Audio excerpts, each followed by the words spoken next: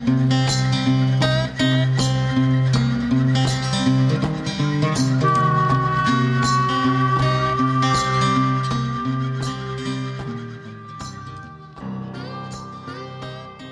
you for tuning in to this episode of Amaazen Outdoors.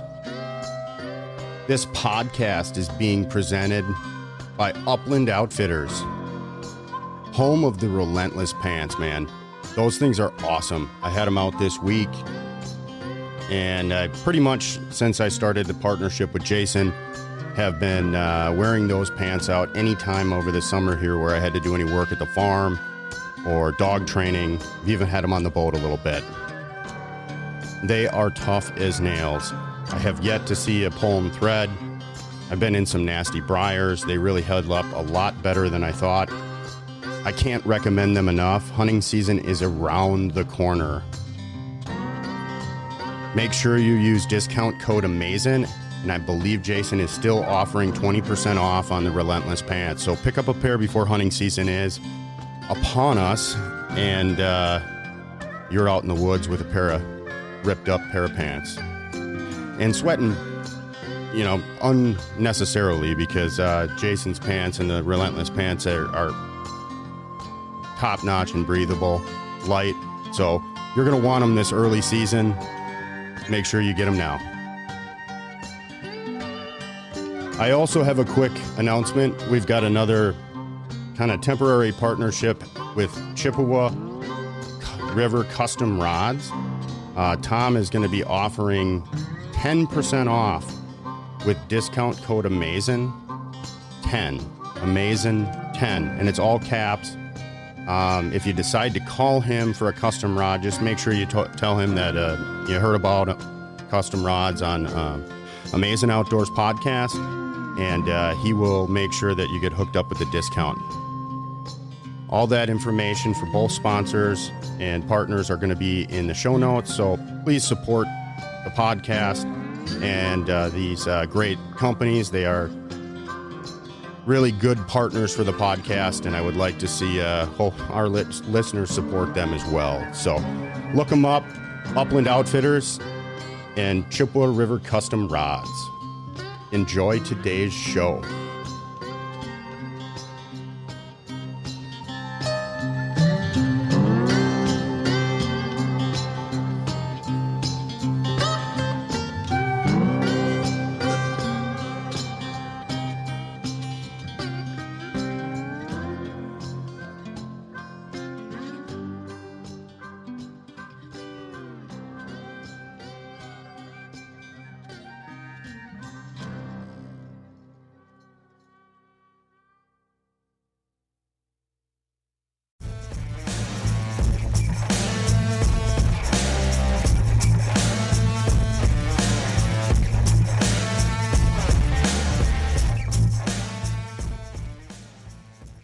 Welcome back to Season 2 of Amaazen Outdoors. On this episode, I sit down with Dave Mabie of the Wisconsin Bear Hunters Association. We chat a topic that generally gets relatively polarizing, and I wanted to shed some light on it from a gentleman who fully immerses himself as a houndsman. Check out this episode as we chat hunting over hounds in Wisconsin, and specifically black bear, as we kick off the season.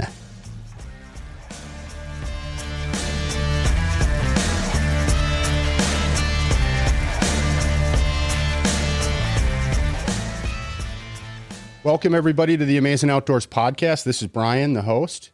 I've got a very interesting guest. He is Dave Mabie. He's a part of the Wisconsin Bear Hunters Association. And I reached out to him to get him on the show here because I have a bear tag this fall.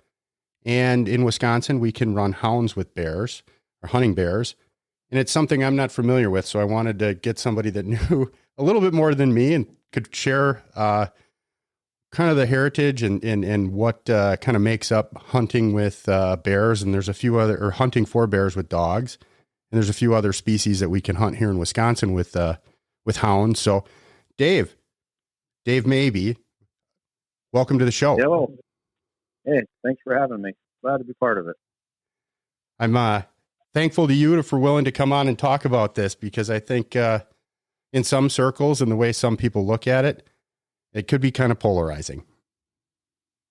Well, it certainly can be. A lot of people just don't quite understand exactly what it's about, and in my opinion, that's the biggest problem that I see with people that they're not familiar with it. And anybody that over the years I've taken along and they see it firsthand, and they get to draw their own conclusion about what they've experienced, and most everybody I've taken over the years um, are just can't believe how they've been kind of brainwashed in a way to think how people tell them they should think when they don't know themselves what it's about. And those people usually walk away and think, boy, this has been the funnest hunt I've ever had.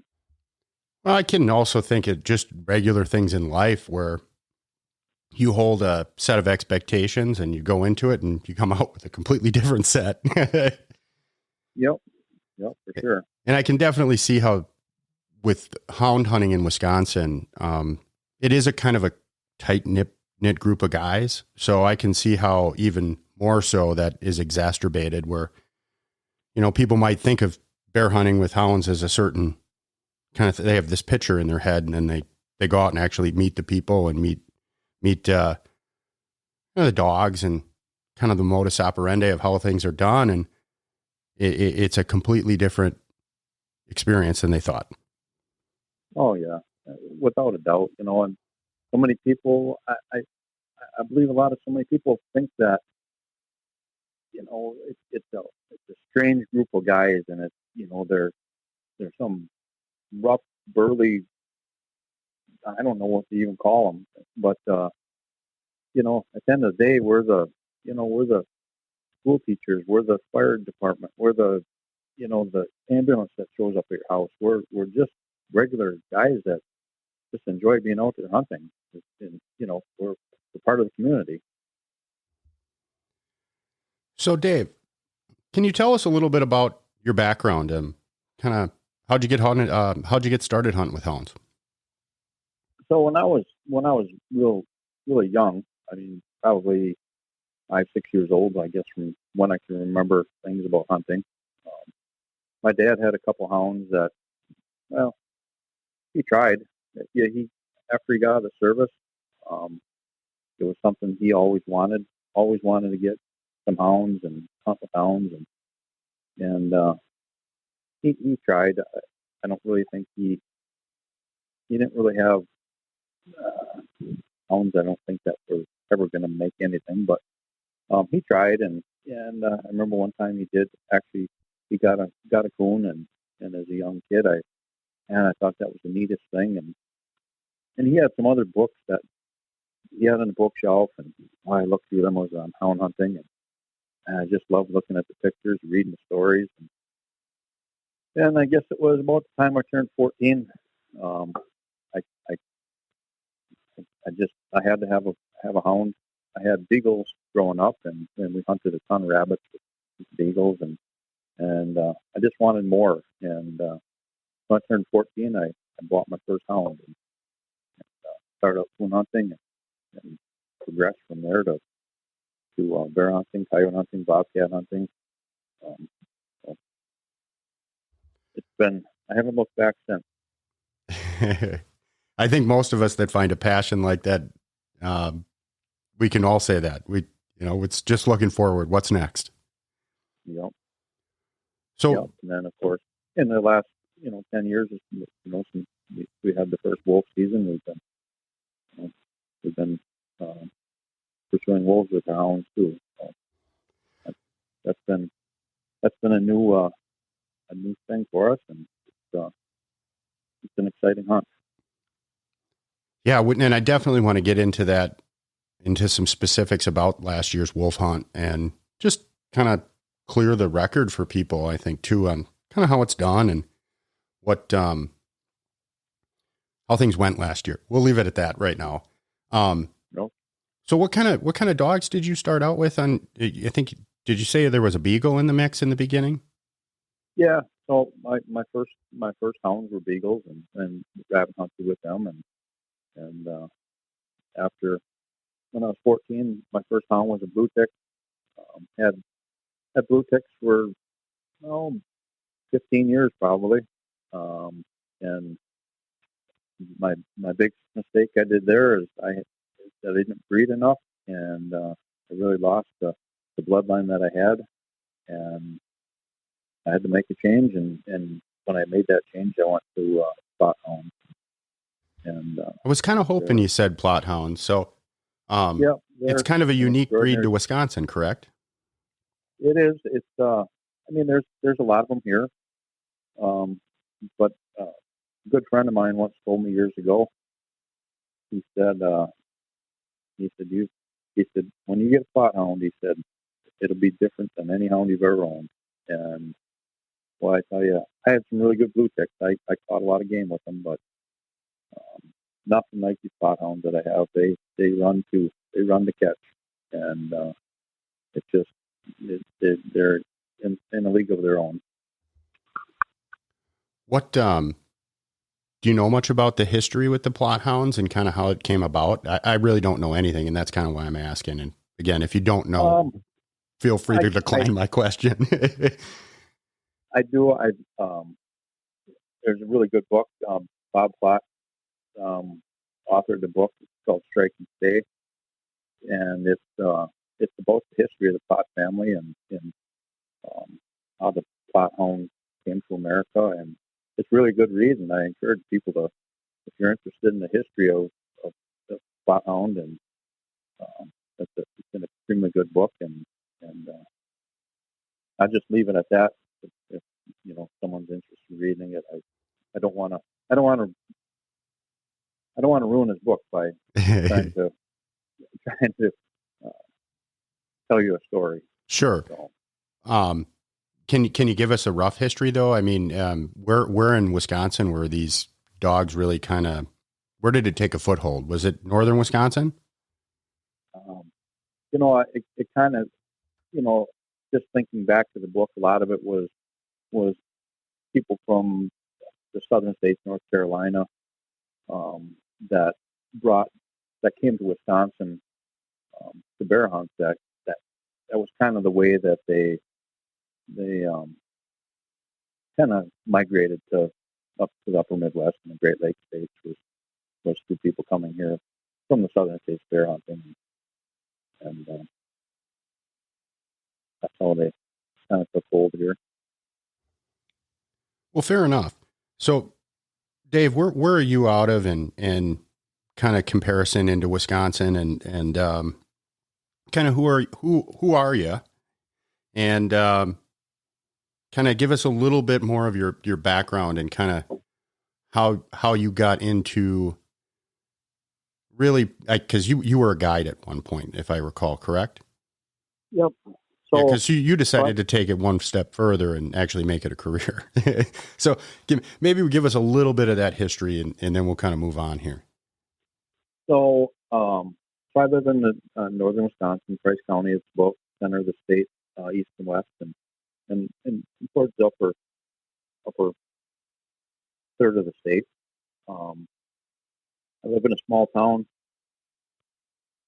that I grew up hunting. I from chasing rabbits with beagles and on to bear hunting and all that. But so yeah, I live here with my wife. We've been married 25 years. I have three boys, 24, 18, and 12, that are really into hunting themselves. My middle boy, at 18, is actually next week leaves for the the Army, Fort Leonard Wood, Missouri, for basic training. So he's gonna be missing out on a few seasons here, but obviously very proud of him. I would be. Yeah. So it's a big decision, and somebody's got to do it, and it's men like your son who are willing to do that for us, and I commend them immensely. But I've been on the Conservation Congress since Wisconsin Conservation Congress since 2004, I believe it is. I serve on the their committee on the Congress. Been on the Wisconsin Bear Hound Association. I was on years ago, and then just life happened, and then got busy with other things, building houses and raising a family, and just in the last few years again now, I've gotten and became a member again of that, and I enjoy working with that. Always ready to jump in, and if anyone has questions on bear hunting, hunting with hounds, hunting anything in general, I'm always ready to talk. Never scared of that. Well, we need guys like you, because there is that knowledge base that you have, and yeah, you're going to pass it on to your kids, but how far is that really going to go in order to kind of grow this sport and kind of just get people outdoors? We need more guys like you who are willing to, be a resource to people. Yeah. And every year it's got to be over 15 years. I mentored in the Wisconsin Learn the Bear Hunt program. Actually 2 weeks ago, we had our Learn the Bear Hunt here in Wisconsin. Started on the 21st, I believe it was. And what exactly is that program? It's the Learn the Bear Hunt program. So we this year it started a week earlier this year, but we had every year I've taken the kid that has the Conservation Congress. There's 5 groups that get a tag for their own organization. The Conservation Congress, the Wisconsin Bear Hunter Association, the Wisconsin Bow Hunter Association, the Wisconsin Wildlife Federation, and support. Can't think of the other one offhand, but anyway, I usually take I've taken the kid with the Conservation Congress tag for many years, and in the last couple of years, the Wisconsin Wildlife Federation has I've helped with that tag as well, and they've been the last few years have given their tag to the organization that I'm actually also on the board of directors for, is the organization called the Conner River Kids, and we take children with life-threatening illness hunting. So we took that kid 2 weeks ago here and harvested bear. So they actually have their own special hunt. Yep. That's awesome.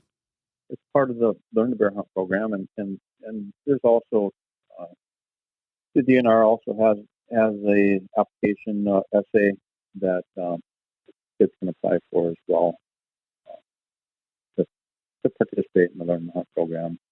Unfortunately, it's kind of lost a lot of steam over the years. I believe that our county here is one of the last ones to hold a Learn the Hunt this year. So we'll see where that program goes next year. I'm gonna have to do some digging. I might have to ask you for a contact for some of that the hierarchy in the program there, because it might be worth getting somebody on the podcast for that particular program. Yeah, I can definitely afterwards get your contact with the talk to there. So how the bears been hitting your baits lately? Just a random question. Well, they're hitting all right, but getting a lot of nighttime activity right now. Well, I got them all over the place, from all day long, all night long. But you can this past weekend, I did notice in our area here, there's a lot more acorns. They're into the acorns pretty heavy right now too. So I'm very, very thankful that I collected a 30-gallon barrel full of acorns last year, paid some neighbor kids to collect acorns for me. And, yeah, I definitely mixing in a little acorns in my bear bait right now. And they'll be they actually are in the corn already, but that's going to be a major factor here in the week to come, which it is every fall. So, I kind of know roughly where you are, and I don't want to point any fingers or dial into anything specific, but you're in an area much like me where there is predominantly a lot more cornfields than if you drive up north. Even for me, I only have to go about 20 miles. I don't think you have to even go that far. But how much of does that corn crop play into how you strategize about a season? Well, I'm sorry, I'm getting off of our little outline here, but I can bullshit with the best of them. So I anytime I get a chance to talk to a seasoned bear hunter, I've got my own questions that kind of just randomly come up. So, right. Well, at the end of the day, all you can do is hunt the bears that you have. And I mean, it's no different over the years that I guided. You can't hunt the bear that you don't have. When people want a 500 pounder, well, you don't have a 500 pounder hitting your bait, you can't hunt them. Yep. And there is an element of realism that I think a lot of times when you're hunting with bait, one can not necessarily, see the plain realism sight that's right in front of them. Yep. There's always the hope that the bigger bear's coming, but realistically, like you said, if they're not hitting your bait, it's probably not going to happen. Yep. But what my kind of question was, more in kind of related to, and you run dogs, so I don't know how much like bait sitting that you guys have done over the years or have guided for. Where I'm at, our property that I hunt primarily, it's 45% ag, and they put corn in completely this year, which really did kind of play into a little bit of my decision on where I put the bait site. So that was kind of why I was asking. Yeah. And yeah, I mean, we take bait sitters every year as well as just hunters pounds and it's part of it. It's part of the, that you're gonna lose some bear to the cornfields. You're gonna lose some bear to the, farmers are gonna have some trapped out, and you can have pictures of nice bear for 3 weeks before season, and then just like that they're gone, and then you hear that the farmer that has a cornfield a mile from your bait trapped this big bear out and it's gone. But that happens, and I fully expect that to happen to me this year. Yeah. You just roll with the punches. I got my bait started a little late, partially because I knew how many bears we had. I had 2 friends of mine come up and they hunted last year, and it was the first time that this property had been bear hunted. And we had a lot of activity. I mean, just a ton. And some couple big bears rolled through, but like big bears are, they're typically very nomadic. And to get them to hold there at a bait site, I think is kind of tough. But that's just me personally. If it's not what I would quote unquote resident bear, and it's just a bear that kind of comes through every now and again, they're hard to hold on any bait site, especially big boars. Yeah. And the one thing that I never put cameras out, usually about the second week in August, because even through most of July, and before that, the bear that are moving through, May, June, July, beginning of August, those bears, I mean, you can never say never. They're wild animals, man. They'll trump you anytime. Yeah. And the thing is those boars travel so much during that breeding season that, I don't necessarily need a picture of a bear in July that pretty good chance that he's going to be moving on somewhere else, or usually by the second week in August, the bear that you have there, they're definitely going to be huntable, and they're probably going to be in the area. Again, not that they're going to stay on your bait, not move to a cornfield or to an oak ridge or other people's bait too. I mean, there's plenty of them out there, but Well, there's that chance that it is going to be there. When you can combine all three of those, a cornfield, an oak ridge, and a bait site. Yep. That's where I'm sitting. Yeah. Yep. But I've got a fairly sizable farm, and I got to, choice pick, and we had the bait site actually there last year. But we had soybeans in that field, and the activity level that we had really diminished as soon as the cover came down. And I had one guy that didn't fill a tag and he wanted to come back later in the season after I came back from elk hunting. And, it was really shocking to see them just not give a rat's ass about anything. And then the minute that foliage came down, they changed quite a bit. I had not really hunted that late in the bear hunting season before.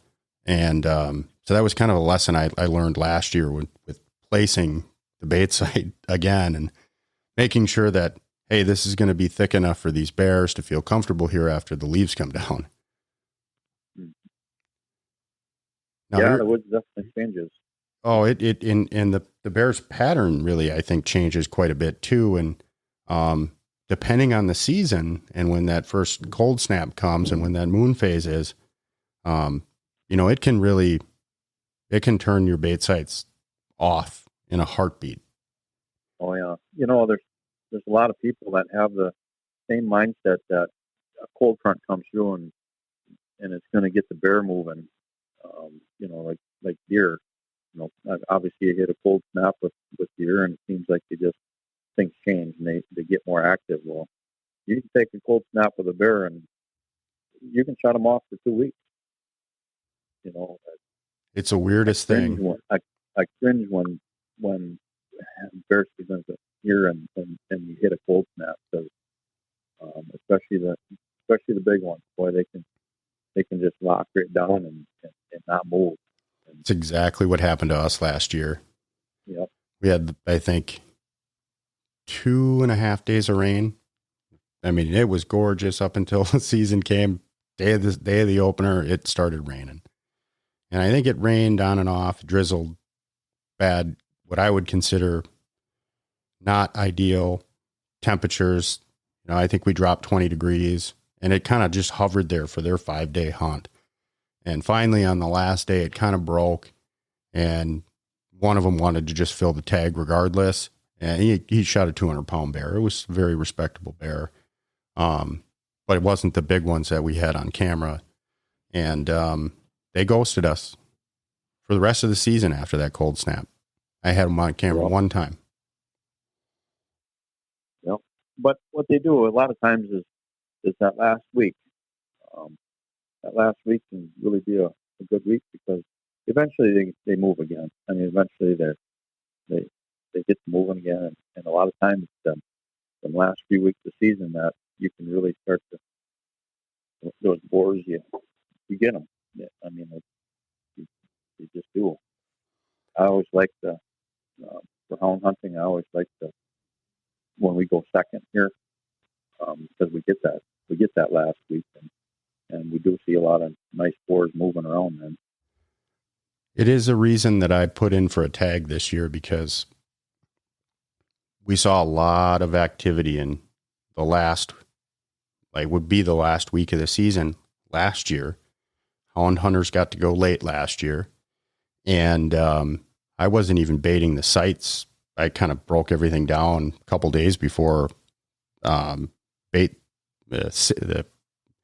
hunting over bait was closed. And I mean, they kept roaming through there. And the activity actually, it was I think the second day after we had closed, and and dog hunters could still hunt. And it was one of the days I had the most pictures on the bait site, and I didn't even bait. They just kept roaming through. So yeah, it's one of those things that there's a lot of misnomers with. And if you want to go deep into the season, you can, and a lot of guys don't. And I think that's part of the reason why you see a lot of the numbers on the average size bear that is shot. It's relatively small. Because it's a lot of people, I think, feel the urgency to get it done right away. And it's an expensive thing to keep going. I'm not going to lie. Feeding bears every day gets expensive. Yeah. So we bait over 30 baits. So we're busy baiting bear. That's where I was going to go with my next question was, I'm running one bait. I'm sitting over it. And I think when a lot of people, even in other states, this podcast heard kind of worldwide. So when they think about a strategy, in their head to envision what we're talking about, I think they kind of gravitate towards my scenario where I'm got a bait site and I got a tree stand and I'm waiting for it. Can you kind of give us an idea of what a hound hunter strategy looks like for a season? Because you guys run multiple baits. There's a lot of different dynamics to how you bait bears in comparison to how I bait bears. Yeah, so I have some baits that I've baited in the same spot for 30 years. And one of the misconceptions a lot of people have on hound hunters and say the hound hunters are lazy. Their baits are right next to the road. Well, a couple reasons for that. By no means am I lazy, because I challenge anybody to go for a walk with me. But the reason we have them close to the road is because as a hound hunter, you want them bear to hit the bait as late as possible. Okay, if you're obviously a bait sitter, you want them to be there during daylight hours. We want to have to bring those bear all the way close to the road as we can, as late as possible. So we have a better track in the morning. There's a whole lot more sense on a track that's 2 to 3 hours old, compared to 15. They're easier to get started. And along with that, you're baiting 30 baits. Time wise, you just be able to bait 30 baits and in a timely manner. There's no way that you could bait baits way back in the woods. Now, with that being said, we do have some baits that we will take four-wheelers into a couple miles back. And, in kill season, if you're hunting with somebody with hounds and you're looking for a bigger bear, one question you're going to want to ask your guide is, do you have baits back further in the woods? Because a lot of times in big bear, them are the baits that they will hit in kill season, especially later, as there's more traffic on the roads and things just change. Those baits back in the woods a ways are a lot of times where you can find a bigger bear. It makes sense. Those bigger bears have been through a few of these seasons and probably been ran by hounds and I would imagine are a little bit more leery of, and this is just a general comment, but I would imagine they're a little bit more leery than, to a bait that's closer to the road. Well, it's not, maybe it's not the bait that they're leery of. It's just a change. Any animal that you introduce change to when it's outside of what they're used to. I mean, by myself, where I hunt, and probably many other people, when season starts, there's a lot of times there's other crews show up in a hunting area. There's more bait put out right before season, but it's just the the early morning hours and just the traffic on the roads and different people in the woods, and you have bird season starting, you have bull season starting, you have everything changes in September, and the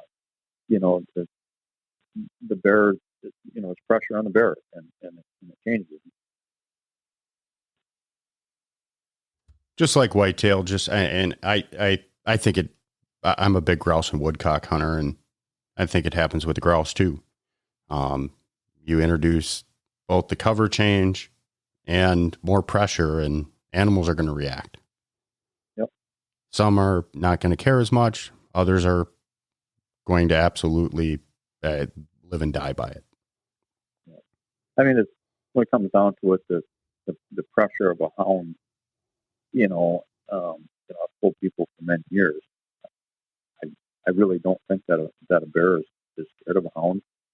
They certainly don't put a hound together with where they ate the night before.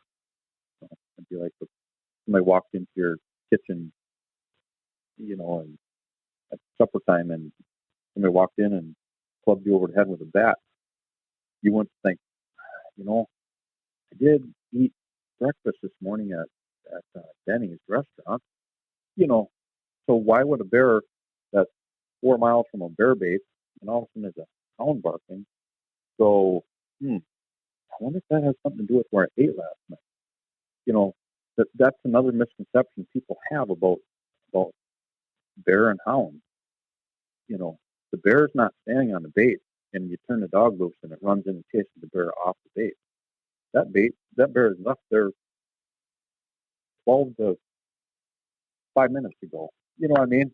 Anywhere in that span, that a bear isn't going to put it back to, oh, that's right, I was eating on that bait last night. The bear doesn't know what a bear bait is. They just go to a spot and eat there. You know what I mean? They can't put that all together. And neither could a human if that was the case. You follow what I'm saying? I do. I do think there's an element that we introduce the food, so they smell us, but how much do they associate that with danger? I guess there's probably a few smart bears that have figured it out and, have been shot over bait sites or shot at. But I think in general, you're probably dead on. I'm talking about the exceptions, and you're talking probably very generalized. So I can't really argue with that, other than the fact that when you get an older, mature bear that's probably been ran by hounds before, at some point that bear does start to correlate some things through its life, because they've been around for 20 years. At that point they've amassed some knowledge, but I still don't think it goes as far as we think it does. No. Far too many people try to think what a bear's thinking, and all they do is eat, sleep, and put on weight so they can sleep some more, and breed in the spring. When it comes down to, is a bear scared of a hound? Well, I think we've all seen plenty of pictures where the bear are eating next to the coyotes and the wolves on a bear bait at night.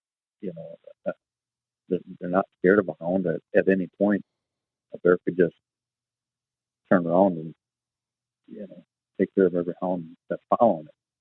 Does a bear really understand that it's being chased? I don't think so.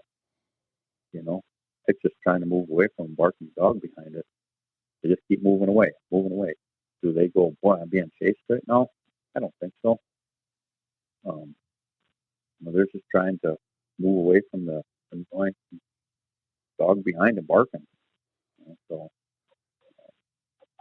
Yeah, I would agree. I would agree with that statement, because I've ran across bear myself in the woods, and I know bear associate danger with humans. And even with that, those animals still walk around in the woods like there is nothing that can hurt them. It is a very unique ambiance that they carry through the woods.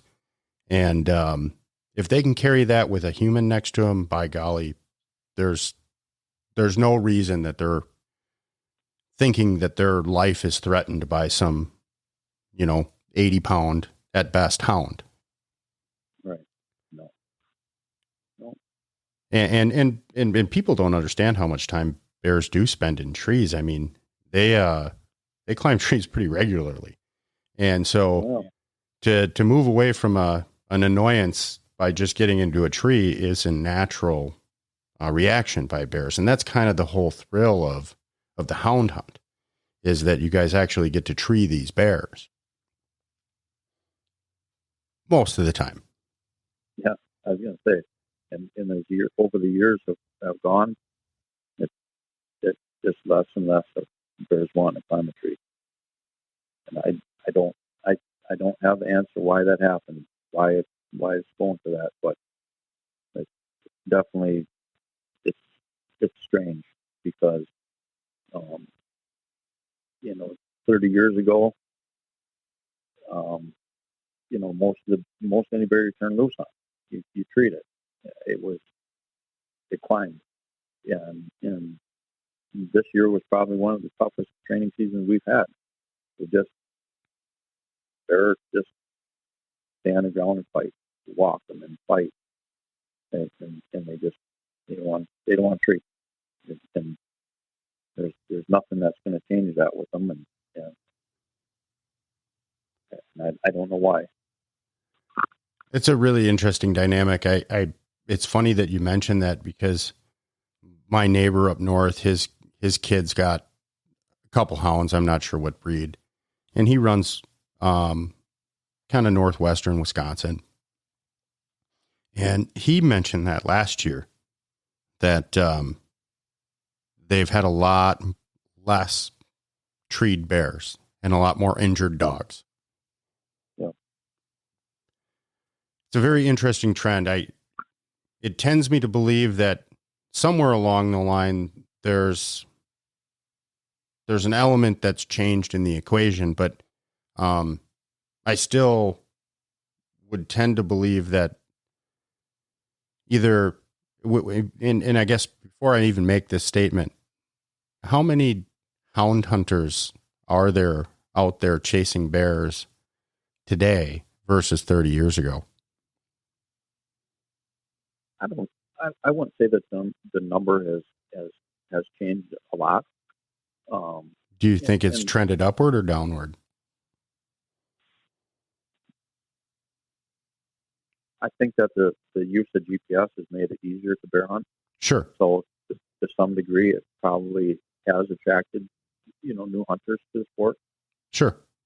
Well, and when people have a GPS, they tend to grow a few stones between the two of them about where they're willing to go. Oh yeah. I know how I was wandering the big woods without a GPS compared to what I do today, and I tend to do a lot of things I wouldn't even have considered. As long as I have it with me, I tend to really not care where I'm going. Right. I'm looking for the right cover. Yeah, you don't need to know the woods like you had 2 years ago. Oh yeah, yeah. I mean, and I remember even as a boy, getting to tree stands on a 100-acre farm, and it was like you had to remember what tree and where, and okay, if you went too far down this deer trail one way, you'd end up down in the creek. You'd kick all the deer out that you were hunting because you were supposed to hang a right. And you had to remember, trees and signs and landmarks. I started using some of the GPS stuff. Google probably 5 years ago. And it wasn't until last season that I actually purchased a Onyx subscription and actually upgraded my dog collars to Garmin's, and got the GPS feature out of it. But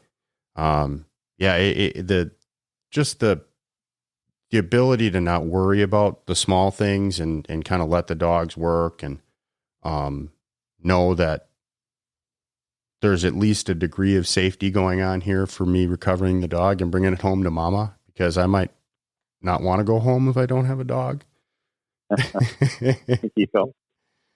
Yeah, when I started hunting, I didn't even have the old telemetry. It was if you couldn't hear them bark, you didn't know where they were. So how did that And work? You guys just chase not them down? good. Just stay with them, huh? Yeah, you stayed with them, and you know, drove around to the other side of the block and listened. You know, you had to have good hearing, and the wind. You didn't, windy days. It was tough to hunt on those days, and you couldn't hear it. And back then, it was when you went to, you looked at breeding and getting a puppy, or it was important on how loud a mouth the bloodline had, and things like that. And today with the GPS trackers, it doesn't really matter if the dog barks or not. You just look at the screen. I mean, it's sad to say in a way, but it's life again. Things evolved and made it better. Yeah, yeah, to a certain degree. I mean, To a degree. there's give and take. There is give and take, because I will tell you right now, one day that stuff might not work. And the people who are willing to keep up and hone in those skills are the ones who are going to survive. Yep, and that's it. I've seen it. I've seen guys, and their collar's not working, or they forget to turn it on, or they get bumped in a dog box, and they turn them loose, and they can't pick them up on their GPS, and they're lost. Oh, they sweat. Yep. You watch a full grown man turn into a little girl real quickly. Yeah, I've been there. Yep. Yeah, welcome to my world years ago. That's how it was. I mean, there were times when I'd lost dogs for 2 weeks at a time. Wow. And eventually they'd come out somewhere, and somebody call, or somebody drop them off, or something. And I imagine did just having years of experience letting these dogs run, because it's I think a lot of guys, especially in the flushing world, where they want their dog to work close. I'm a pointing dog guy, and nothing against anybody. It's just different styles, but I want my dog to get out there. But there's a certain degree of how far does the dog really need to go, and when with hound hunters, I mean, you can today with GPS collars. I mean, those dogs could be a mile or two away. Yep. And, back then, you just think about all the sweat and blood that had to go in. I mean, tag elder swamps and aspen cuts and cedar swamps and all that different topography that's up north there, to have to stay with those dogs. And maybe that's part of the reason why, you're not seeing as many treed bears, because there is back then, 30 years ago, there's a whole lot of noise behind that hound. You got 3 or 4 guys running through the woods with lights, or whatever time of the day it was. Nowadays, it's just a couple dogs. So, the urgency to tree, I guess, isn't maybe necessarily there on the bear's end. So, there's some food for thought, at least. Yeah, and different parts of what a lot of people forget is Wisconsin's a big state. Oh yeah. Things change in 10 miles from here, and there's a whole lot different forest type where we hunt. A lot of it, there's a lot of logging here, and we don't have nearly the trees we had 30 years ago. We had a whole lot bigger forests back then, and I believe a lot of times now, when my dogs are catching these bears, there's just not trees there, and the bear get caught in these popple slashings, and that makes a lot of sense too. And they've got conditioned where they're getting used to getting caught in places where they can't tree, and so they're getting really good at just holding their own instead of making it to a place where there are trees. It's a big state, and a lot of people forget that. And there's other places where people are treating 5 bear a day. I know that. I know a lot of people, and it's not necessarily that their dogs are any better than mine or other people's. It's just a difference of where you hunt and your forest type. Absolutely. There's a lot of different dynamics that play in when you talk about hunting up on, anywhere along the Michigan line, versus anywhere in, zone D where I'm at. And even, all the way down to some of the new lines. This year they move the, you're in the central part of the state. I'm in the western part of the state. Did they move your lines south for the zones as well?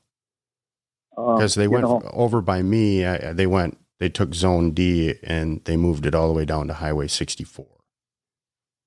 Yeah. And, I know that I'm in zone A here, and zone A has now gone further north. Okay. What used to be, at one point was A1 and then it was B and whatever. But, I try to keep up with the boundary lines where they moved, and at the end of the day, I know where I'm at here, and know where we're still zone A, and I couldn't tell you exactly where those lines all moved to and what's what anymore, but I know I'm an A. So.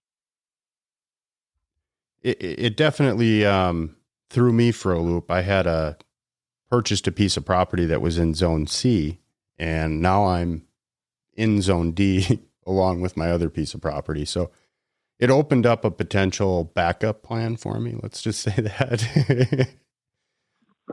But I'm storing my bait at my other property, and I just spent a lot of money on a new pole barn. So I'm not sure I want to bait on that piece of property right now. Don't know that I really have to. So we'll leave it there. Let's hope I don't have to. I've had bears just about every day coming in and in daylight. I started that bait site about a week and a half ago. And when I went in to establish the bait site, I was privileged to a big old pile of scat on the trail in about 30 yards from where we had baited last year, where I was going to rebait again. And so they had already been in there looking for bait. So this is good. And within 24 hours, I had a bear on the bait site. So I've got some confidence that I'll be able to fill the tag. Whether or not there's any weight behind it, I don't know. Just crossing my fingers for that one. Right. There's a lot of time before now and then. And with the amount of acorns that I saw drop in the last week, I imagine there's going to be some roaming going on. And that's another thing. So many times, especially people new to bear hunting, they're always, what's the secret bait? There's got to be something that, and again, going back to the big state, I see people, you got to have nuts and peanut butter, and well, I tell you what, around my area, there's a lot of hunting pressure here. If I put a stump full of peanuts and walnuts and nuts in the stump and oats, and that stump would sit there till next spring. But other areas where the hunting pressure, there's not a bait every 200 yards in the road, maybe it works really good. Again, big state, and I'm happy that if that works for people. But people look for advice on what they should use for bait. You have to find it. You have to figure out what is it that's going to be better than the next guy's stump or whatever. But it's definitely there's certainly not a magic one. No, there's not. I what I tend to do with baiting is I try to have some element of what they're currently seeking in that area. So, like I mentioned acorns earlier, so I always try to have some kind of mast in my bait, because that's what, in my area, that's what they're coming to this area for, is the acorns. So as long as I can hold them there through the acorn drop in the early part of the season, with enough bait and enough acorns around, and a little bit more to tempt them, I've had a lot of success. But I also know that these bears knock off every single bird feeder around for the sunflowers. So I had little sunflowers in, but I also, you got to have something that smells, that brings them in. And then you got to have, so they have a sweet tooth to a certain degree up until part of our season here. But I think, they're like you said, there's a level of confidence I think that the hunter has to have in the bait that they're using. And then they also have to see results from that. And if you're not seeing results, you got to change it up. You have to be willing to experiment, I think, until you dial in on what's right. And every bear is different too. I mean, you can have a bear one night come in and eat marshmallows like crazy, and for the next 2 weeks, there ain't a bear going to eat a marshmallow for nothing. But that one bear really likes them, So I agree. I've got a couple bears that like what I got going on, and I still haven't really figured out the recipe for the Volkswagen that I had come in last season. It was about the size of a Volkswagen Beetle. It was funny because we thought we had a couple big bears, and they were decent sized bears, upper 200s, I would say. And then I think it was like 2 days after these guys left, and they were going to come out for one more run at it. And this bear comes in, and I got about a dozen pictures of it. And it was double the size of the other bears. I mean, and it was just, belly dragging, big old bear.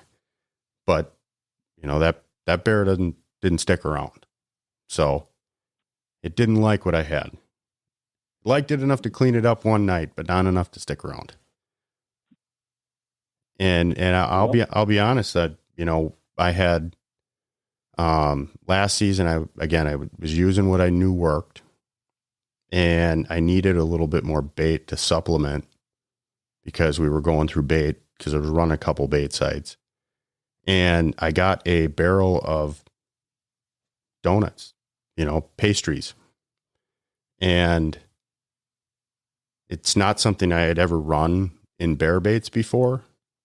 So I wasn't really aware of kind of the situation when a pastry gets wet and bears really don't like them then. And so I had a little bit of that going on, but I will tell you, a couple of them just absolutely turned their nose up to that. And it wasn't until I went in and actually put that crap in a bucket and took it out of the bait site that I actually had bears coming back in. And it was absolutely amazing to me and that's when I really was like, wow, it isn't just, hey, throw anything you want out in the frickin' woods and they're going to come in and eat. No, that's for sure. We have some of the pickiest bears. There, so many people think that. Put it out there. There's a bear that's going to eat anything. No. And my strategy for many years is if I won't put my hand down and the bear bait stump and eat what's in there, pretty good chance the bear's not either. So I agree. Generally, the bait I put in the stump for a bear, I'd eat myself. I might be giving away a little bit of a secret here, but I guess I really don't care. For me, it's the cream cheese frosting. It's actually filling, I think, this year, but I don't know what it stinks. and I want to eat it every time I put it in the bait. And I think that that's really some of the special sauce for me, what they really like. I think that the other stuff is just kind of a bonus because every time I go there, the cream cheese frosting or filling's gone. Yep, this week. I know. You know, uh, But hey, I'm hoping the acorns and and again, the mast is what holds these bears. And it has in the past. Just to hopefully, I just got to be there when the big one roams through.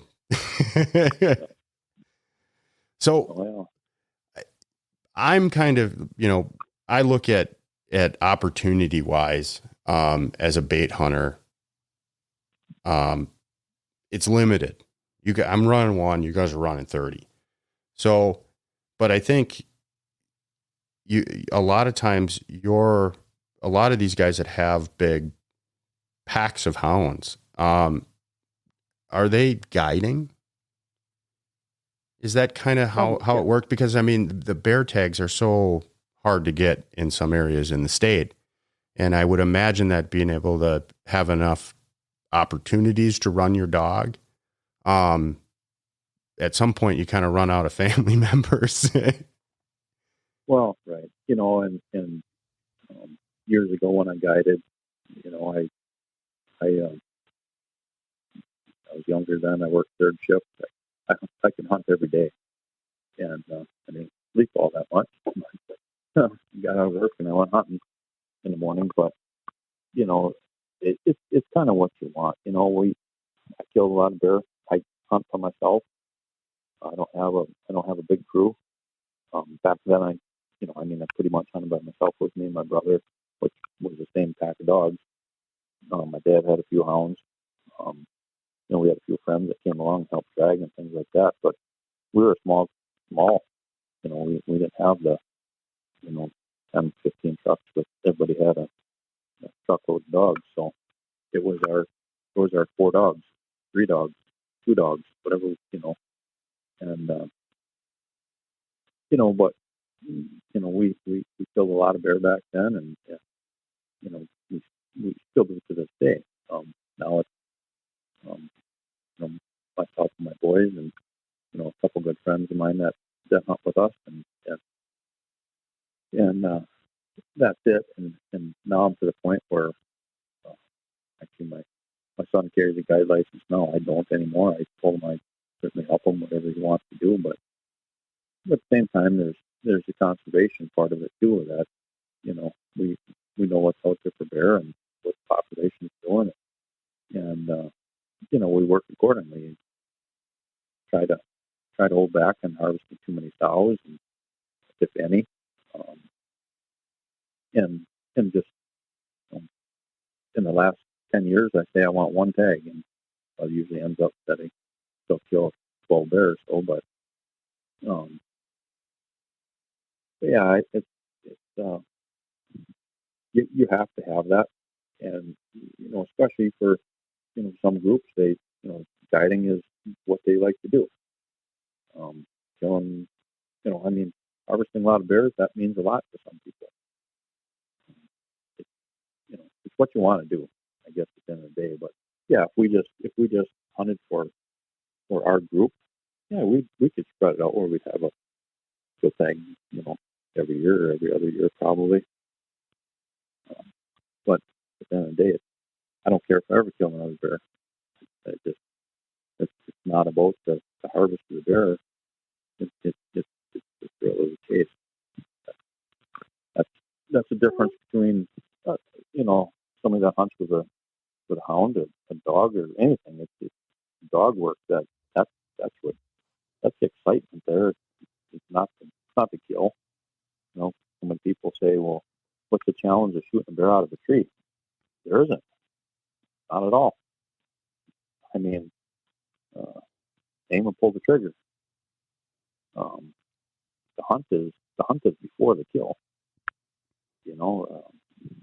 What's the challenge of sitting in a tree and shooting a bear standing on the ground below you? Not much of a challenge there either. Nope. But hunt up until then. the preparation, it's the sitting, the waiting, and listening and watching, and and then it's all that. And I guess if you just see a hunt as the kill, you really miss the boat. Oh yeah, absolutely. And I think there's just a huge misconception because, again, I don't think people understand. It's one thing for a guy to follow, and this is why I wanted to have you on, because I knew the dog work is like the kind of common connection between, us upland hunters and the hound hunters. And I think it's just hard for people to envision because hound hunting is kind of almost in this, for a lack of a better term, old way of hunting, right? And it's just not that case. The dog work is what brings us all together, and it's just unique to hear that perspective, and it's really why I wanted to have you on the podcast, because there's not a lot of people who I think are thinking in ways that are similar to in today. There's in today's society, it's always, oh, how can we stand apart? And, Right. The enjoyment of watching dogs. And I think we're, us upland hunters, we'll go out and do some pigeon work, or we'll get let loose at the beginning of August to go out and run on wild birds. You guys are out running and training your dogs even a month. Is it a month earlier? You guys get out to go July 1st? July 1st. Yeah. So there's an immense amount of dog work and prep that goes into even the day before the day you even think about grabbing the gun out and bringing it out for hunting season. Yep. And that's where I think, a lot of people, there's that misnomer where, hey, they just go out and shoot bears. Well, no. Yeah. They train a lot harder than some of us upland hunters do. Yeah. So we didn't, like typical, didn't really get to a lot of the things that I had laid out here, but I wanted to circle around to one of the issues that you touched on earlier. You had mentioned all the different species that you guys pursue, and that's a whole nother dynamic that I guess people don't. And I'm sure it's different within the bear hunting community. I'm sure there's guys that, bears their thing, and they really don't run dogs on a whole lot of other species. But you did bobcat, wolf, coon, and bear, and there was another one in there. Coyotes. So we had a wolf season here in Wisconsin for the first time. They had an immense amount of success.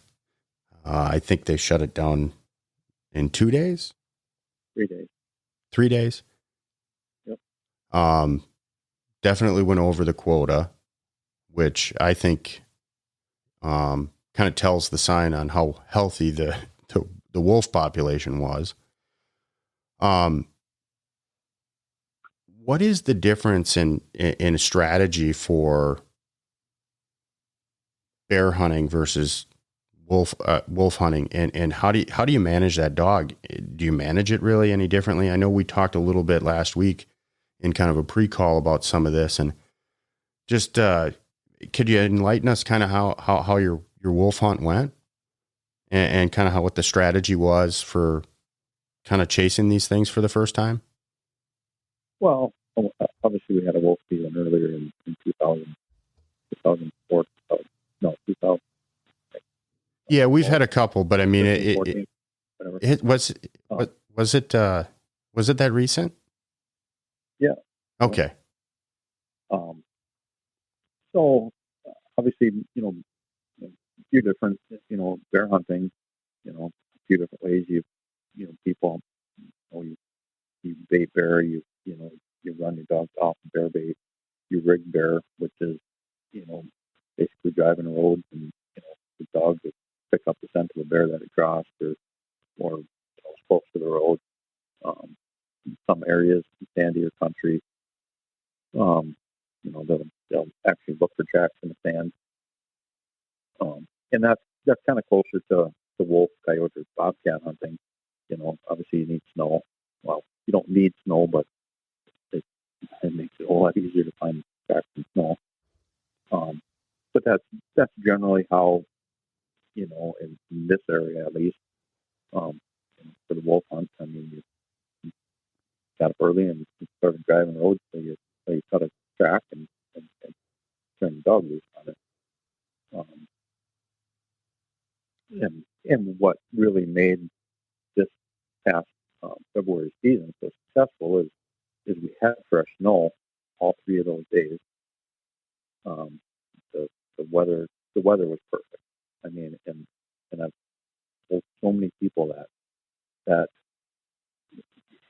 having that fresh snow, having the temperatures we had, that's why that season was so successful. And granted, I mean, we have some of the greatest hunters in the state hunting, but um, the year before that, just to kind of put in perspective, the last day, the winter before that we coyote hunted here was February 6th because the snow conditions went bad. The week before the wolf hunt, it was 30 below for a week here. So you change that season. It was such a perfect storm of weather that we had that hunt very easily could have not even happened. Granted, the trappers and the callers could have gotten out, and they've got some. Trappers, and they're good at their skills. But that's why that hunt was as successful as it was. The conditions were perfect. Do you think the wolf population did play a reason and factor into the success rate? Well, yeah, absolutely. I mean, yeah, I would assume. I mean, that's why they had the harvest. Yeah, you can't kill what's not there. And they're there.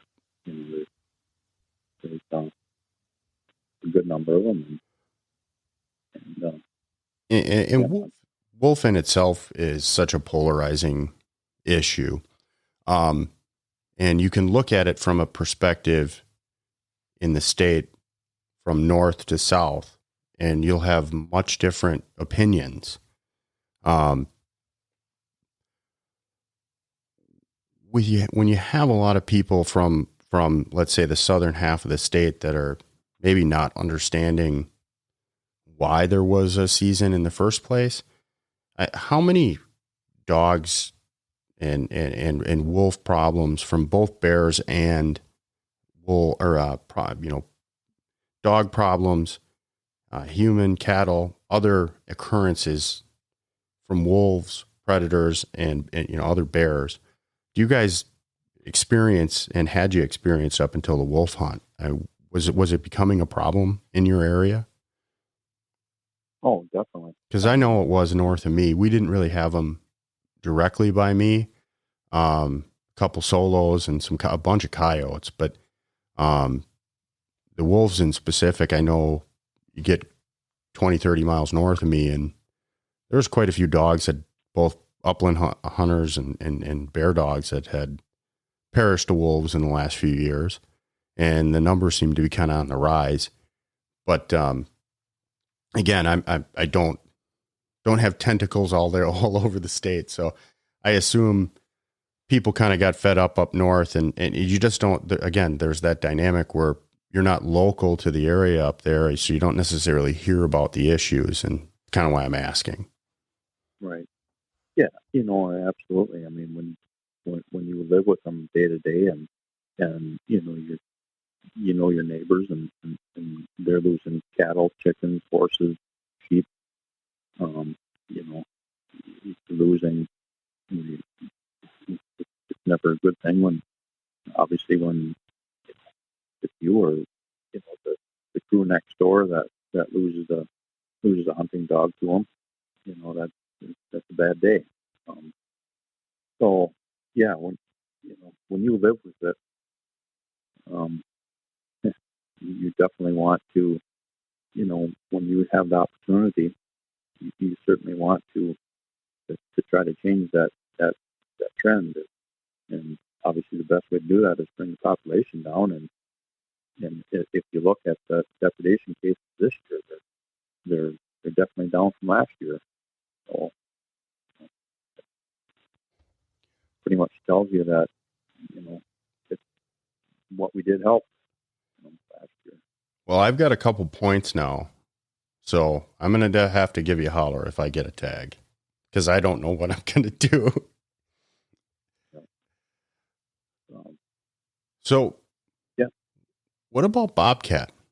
How is that? Just again, you go out and you kind of pick up a track, and is there a specific season around that, or are you kind of out hunting multiple species? Well, outside of that bear season. Well, generally there too. I mean, myself and I, some people dry ground bobcat hunt and that too.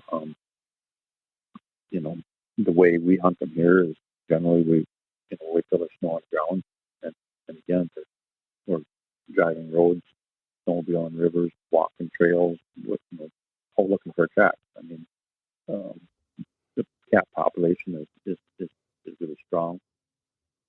So generally you can find tracks. Back in the 80s when we cat hunted, you look for days and days for a cat. You never found one, and we'll try again next weekend.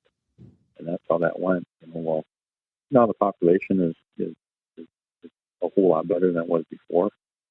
And if you go cat hunting, you can usually cat hunt. So yeah, I find a track, and here again, it's the state's a big state, and there's some places where cats tree. Around here, it's seldom. It's seldom that you tree a cat. They just, again, I don't know if it's because of the forest we have. We just don't have the trees that we used to, but boy, they just don't want to climb. So they stand their ground, huh? No, unfortunately, they used to. I can't imagine that's. Oh, yeah. They're how big did how I'm just in general. I've seen a few myself in the woods over the years. They look to be about 20 pounds. Well, we've gotten them up just under 50 pounds. Just under 50, huh? Yeah. Wow, that's a big cat, man. They're a big animal. A lot of people don't realize how big a bobcat is actually, and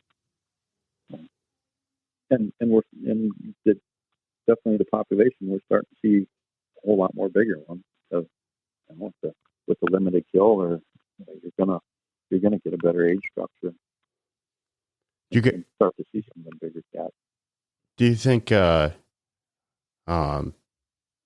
there's any feral cat? I don't know. You just kind of hear. I've seen a bunch of feral cats over the years, and they haven't been bobcats. But I always kind of wonder with some of those numbers how much that feral cat issue up here might be interbreeding with some of the bobcats and lynx. You ever heard anybody talk about that? No, I mean, we haven't seen that in any of our, bobcats. We feel that there's anything else mixed into them. So. Yeah, I would imagine. I mean, a 30-pound cat is just going to eat a 5-pound house cat. Yeah, I'm quite sure that they feed on them.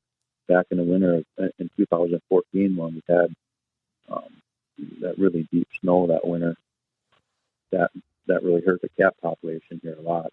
We lost a lot of cats that winter. They just weren't able to move to the next swamp to get the food, and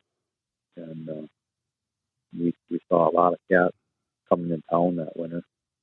And I'm sure that between eating on the bird feeders, cocktails and people's bird feeders, and the town barn cats, I'm sure that those populations, you definitely didn't see the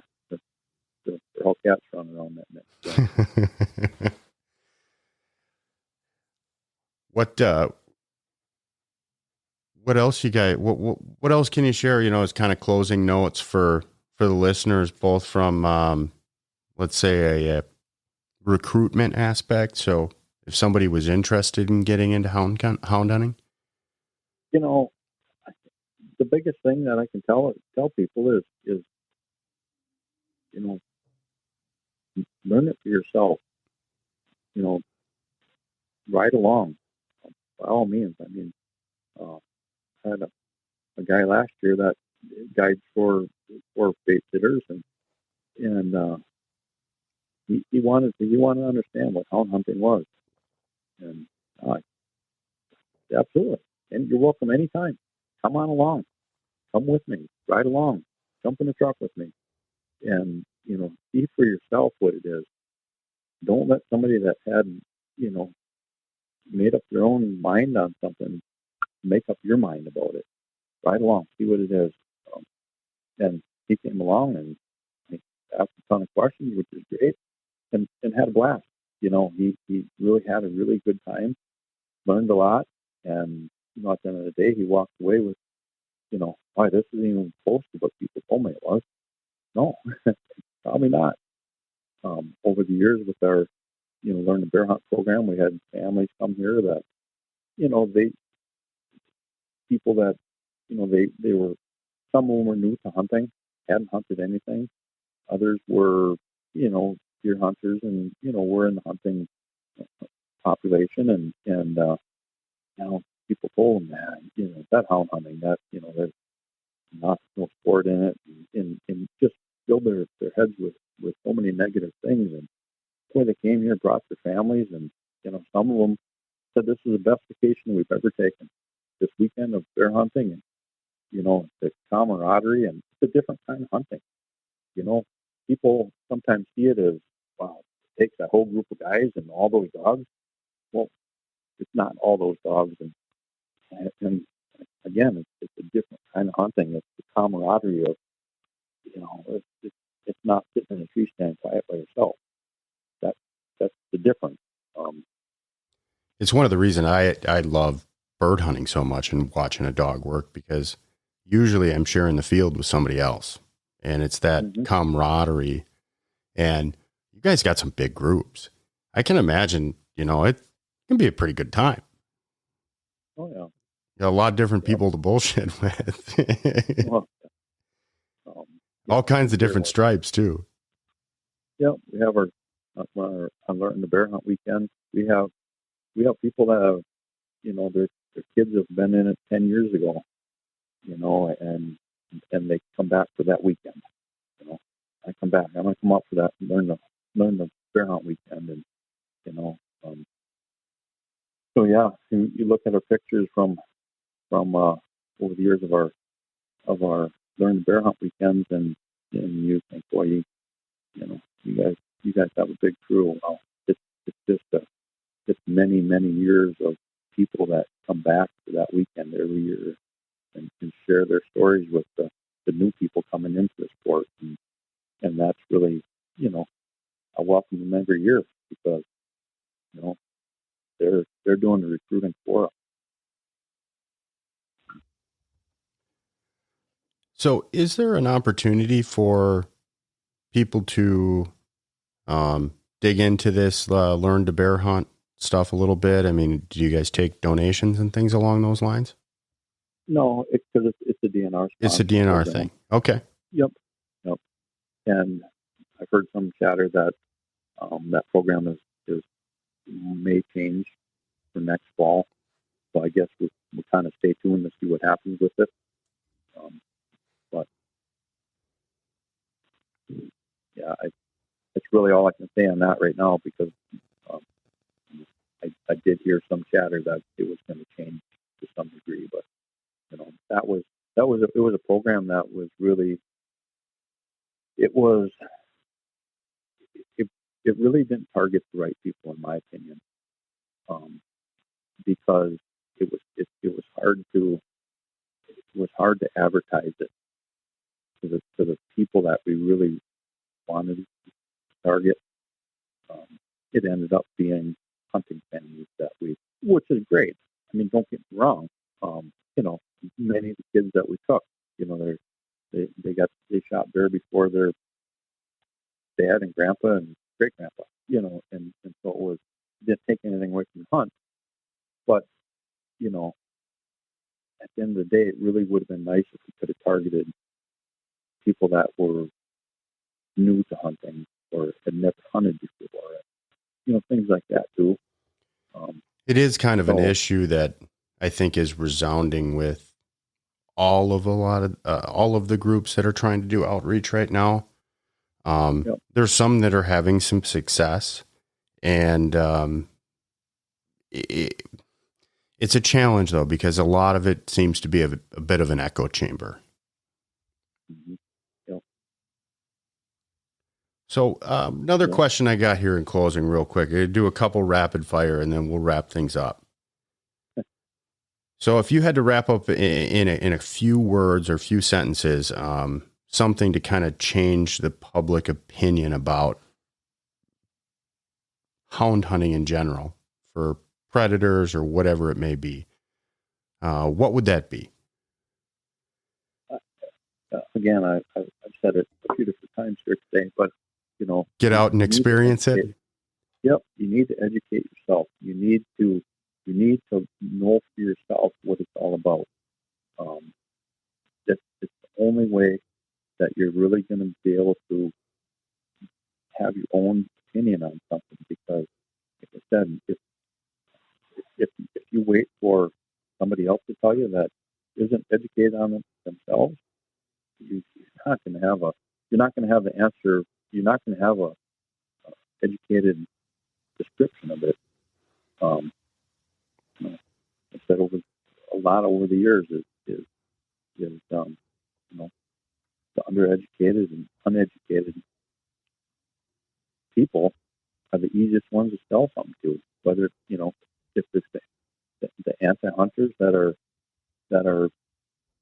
putting something in your head, it's pretty easy to sell something to somebody that doesn't know.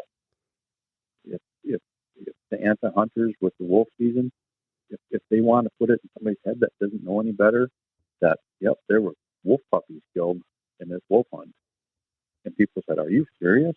Oh, absolutely. You know, the uneducated, undereducated are going to say, "Hey, absolutely, that's terrible. We need to stop this immediately." See, and that's where we need people to, to, to learn it for themselves, and not listen to somebody that doesn't know it. So that's what needs to happen. Something tells me, Dave, you don't listen. You don't watch a lot of news, because everything that you just said was like, man, you know. But and that's just the kind of the thing. I mean, if you're willing to listen to the lady on the news that's never gone out and hound hunted and tell you about their opinion about hound hunting, well, if that's your only opinion or only factor in what you are perceiving, well, guess what? That's what your opinion is going to be. So the only way to break that down is really to start to peel back the onion. And I really don't think you can do it in a hunting scenario without actually putting boots on the ground. I see it with people who watch my dogs work for the first time. Wow. You know, so I understand it. And that kind of with some of the questions tonight is just trying to draw that similar parallel. Mm-hmm. You got anything else you want to rag to about for about 5 minutes? Otherwise, you know, I think we covered a lot of it. Any big issues? You know, you're on the Conservation Congress. How did that take place just recently? Which part? Well, I mean, maybe you can enlighten me on the process a little bit more, because I've taught. It's a unique process. I haven't been involved with it because I've been living in Minnesota the last 10 years and trying to get back over across the border.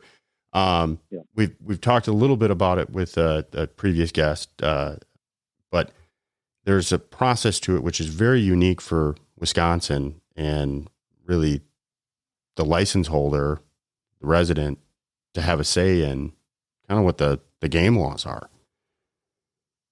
Yeah. So absolutely, in the spring hearing in April every spring, and citizens have the opportunity to write a resolution on hunting rule changes, and every county has a meeting. 72 counties in Wisconsin, they have the spring hearing, which the citizen resolution gets voted on that night, to get passed on to the different study committees where they best fit. Obviously, if somebody wanted to change the baiting laws or hunting hours, bear hunting rules, that would go to bear committee, which is where I'm on the bear committee. It goes to our committee, gets looked at, discussed, and if it makes sense, obviously we'll pass it on, and then it goes on through the steps through the next year, the spring hearing. It's on the spring hearing book, the actual the pamphlet that gets put out, and it just continues from there for um, through the course of a few years, and then those rule changes can be adopted in the law. And so it's kind of unique to Wisconsin that people have the opportunity to do that. Absolutely. So there was a spring hearing, and then just so I understand things correctly, is there if there was something adopted in the spring hearing that the citizens had put forth, when would that actually potentially go into effect? Well, it has to go through a process. It's not an instant thing that if I understand that, but isn't there so things that happen in the spring, isn't there like a fall DNR meeting where they consider some of those conservation and some of them potentially through the process could get enacted prior to season? Or correct. And, okay. And some of that are the DNR. The DNR has side of that spring hearing that it's their resolution that those resolutions can be adapted into law faster than the Congress resolution. Sure. And so I know earlier this year, and again, real quick, kind of random wrap up question. There was I believe, a resolution that was put forth that to allow dogs to be run in a much more unrestricted manner than they are today. Do you know how that all went? I'm just curious if go ahead. So I think what you're talking about is the leash law in the northern part of the state. Right? That's correct. Okay. So, the leash law is you can't train. You can. It's kind of in my opinion, because I'm a hound guy and I know that this law exists, and probably 80 to 90% of the population doesn't even know this law exists, the leash law. Oh yeah, I know. You can't have a dog off leash from the bird hunters do.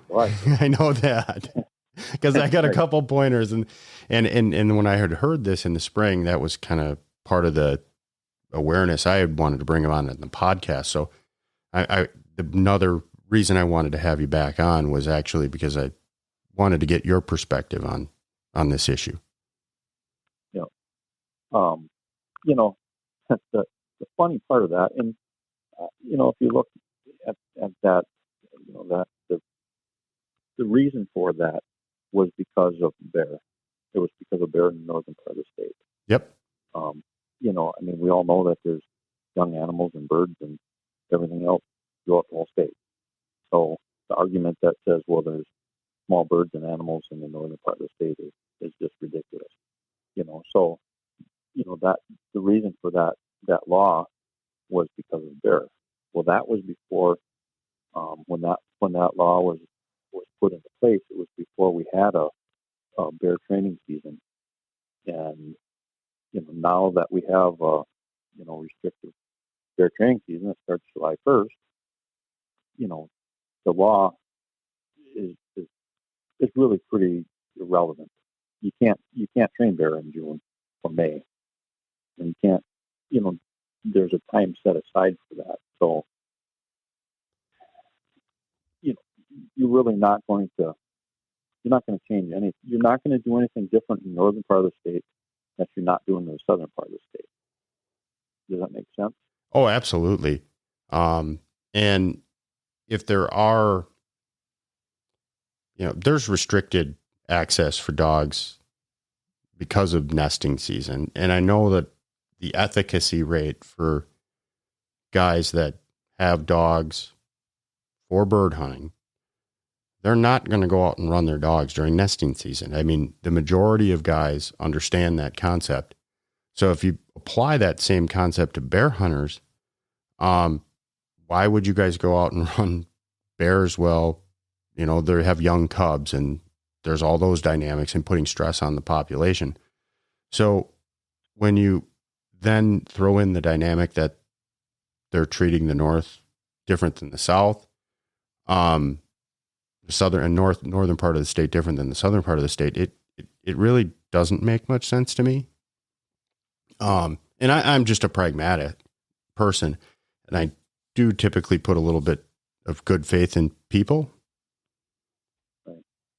We all kind of want to have more animals around in the fall. I think if you're a sportsman and a conservation-minded sportsman, you want to be able to have more deer and have more bear and more grouse and woodcock. So, yep. I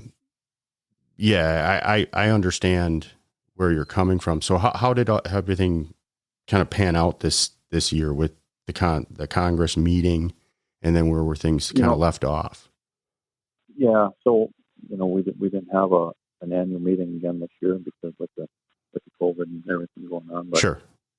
And I don't have the numbers right in front of me to I don't recall exactly, because there were kind of like there were three different parts to that question.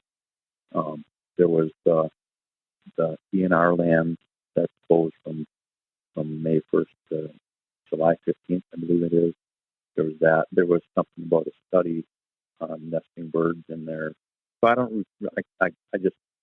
couldn't give you exact, real solid information on that without not having it in front of me.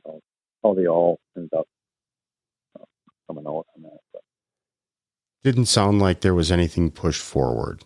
It's kind of how I got my, at least the information I got at the time when the meeting had happened. We'll maybe have to circle back around after the hunting season and before the spring Congress meeting I'm sure that's going to heat back up. Yeah. And there again, it really comes down to if you're not really educated and somebody doesn't explain it to you, you're really not going to have an educated answer on it. Exactly. Because, you could sell it as really a bad negative thing. Or if you listen to somebody that is educated on it and go, you know what, at the end of the day, it's not going to change anything. And a lot of it, we saw it, back when I used to competition coon hunt, we really saw it from, as being a coon hunter from the northern part of the state. We couldn't train our dogs. We couldn't go out and run. And that's prime coon season. Well, it's not coon season, but it's it's nice to get out, with your coon dog and be able to go out and run and tree a coon. Well, that's kind of what I meant by prime training season. Yep. And, and nobody likes coons.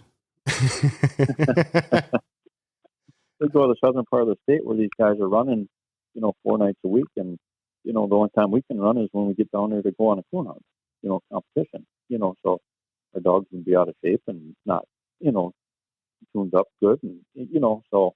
Well, and then you have really to, you have to scratch your head and wonder when they start treating the northern part of the state differently than the southern part of the state, and looking at the voting demographics, how do you easily accomplish something, or be just split up, just divide two groups of people, just Right. divide them in two. And then you have really, like you said, more of the, and I hate to use the term uneducated, but just unaware. When you live in a city and you have a pest control company that, you call because you have coons getting into your trash cans, it's a lot different when you live on the farm, and when you live out where you don't necessarily see your neighbors. You call the guy down the road who's got the coon hound. Right. Yeah. So it's just it's a lot different way of life, and without really understanding the structure of it, and why you guys own the dogs, how you can train them, and really when you pit two groups against each other, again, like it was, the bird hunters versus the hound hunters, kind of is kind of how I saw it earlier this year. You're never really going to have a good resolution because everybody's got their little thing they're willing to stand and die for. Well, the thing is when people take that position, they often don't put themselves in the other person's shoes and create any apathy in the equation. Because if you're both willing to stand and die on something and it's related to dogs, I'm fairly certain you guys are going to find some common ground. More common ground than having, restrictions put on. And that's where I really kind of hope that over time here and we can change that perception, because at the end of the day, us sportsmen really are the ones that need to take that responsibility and not give reasons to have restrictions put on us, because we all have that vested interest in continuing to do what we love to do. So there's that balance of being a responsible outdoorsman that has to play into the equation to change this public perception over time. And I think it will. I think the more people know about these things and get into them, or at least are aware of kind of how things are done. Like you said, it's just people who are unaware and uneducated about certain issues talking about things that they know nothing about. Now it's like some of the gun control debate, AR to AR, I forget what some of the gaffes that there've been over the years with just different firearms models. And, these people are making gun laws that probably have never picked up a firearm before and don't understand the difference between a double barrel shotgun and a bolt action rifle. And, it's one of those things that I can't urge people enough as well about anything in their life. Don't cast judgment or aspersions on things. Go out and educate yourself about the issue first. Yep. Well, Dave, I appreciate your time tonight. Again, I've given you the opportunity to say anything else in closing. Otherwise, we can wrap things up for tonight, and we'll have to stay in touch here because I think I got a Bobcat tag and hopefully a wolf tag one of these seasons coming up here soon. Yep, the season's just around the corner here, and we got a lot of good hunters coming up here this year, and I think we have 2 more kids coming with Sun River kids. Well, you guys start next Wednesday, right? Yep. First Wednesday in September. Yeah. First Wednesday after Labor Day. Yep. So, we got some good friends coming back this year to hunt. So, you sweating the cold front this next weekend? You don't need that. Keep it warm. No, I don't like warm, but don't need no drastic temperature change. So, you got any tips for bear hunters post harvest this season? What's the most important thing? I shoot a bear. What do I got? What skin it, gut it, and skin it is what I've always been told. Any tricks of the trade? Yep. Obviously, get it recovered, get it field dressed and get that height off as quick as possible. And not just that, get the height off, but get that, sometimes some of them bigger bear have 4 to 8 inches of fat on them. Oh yeah. You got to get that fat carved off and get that meat pulled down, because even with the height off, with all that fat, it'll insulate it, and it can definitely rot from the inside out. So what's your favorite? Got to take care of them. What's your favorite? What's your favorite cut on bear, and how do you love to prepare it? Well, before I get to my favorite cut on bear, I'll tell you my favorite knife on a bear. I get a lot of people that laugh at me when when it comes to my knife. I got a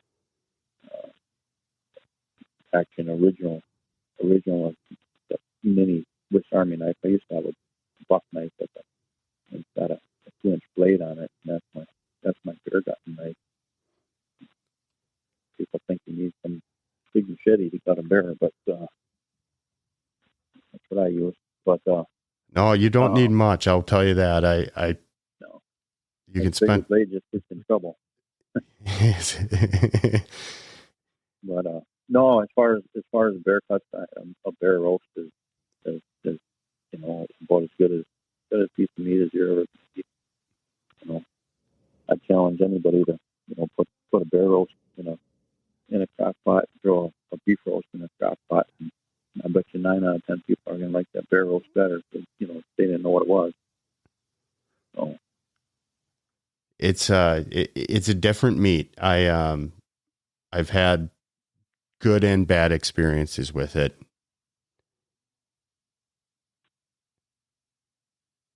Yeah, it can happen. Yeah, well, and when you don't take care of it, and you don't get the fat off, and you don't get the hide off right away, just that likelihood of having a bad experience with the meat and it just can turn slightly bad in flavor. So, yeah. Well, we'll have to touch base here a little later in the season, see how you guys did. Absolutely. Dave, it's been really fun chatting with you, and I really appreciate you coming on the show. I will include some contact information if you'd like, if people would like to reach out to you, if they have any questions for new bear hunters. Yeah, absolutely. I'm more than happy to answer questions from people if they have them. I sometimes cringe when I, on some of the social media platforms there with the people new to bear hunting, and they ask questions, and it's great that they're there and they're interested in it and want to get involved. But boy, sometimes the answers they get are so they're all over the place that you kind of feel bad for these new hunters that they probably, after they ask the question, they're more confused than when they started. So absolutely, I'd be happy to answer questions anybody has on bear hunting. And hound hunting in general too. I do want to throw that out there.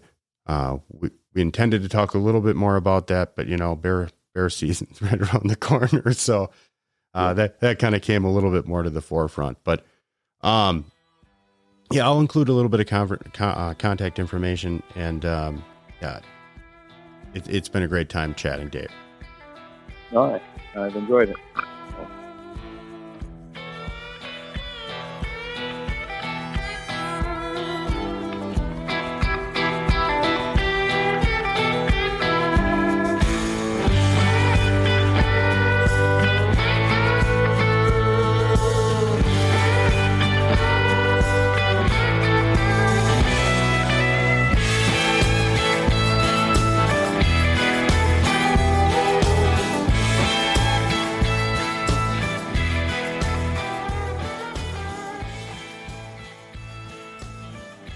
Thank you, all you listeners, greatly appreciate you sticking with the podcast this long today. Thank you so much for supporting us. Please give us a review on your podcast player.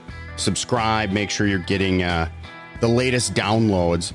I've got a lot of stuff coming up. Lastly, join your local conservation effort. If you're going to take something from the land, be willing to put something back. I always say this, but it is paramount. Sage grouse are hurting. Sharp-tailed grouse are hurting.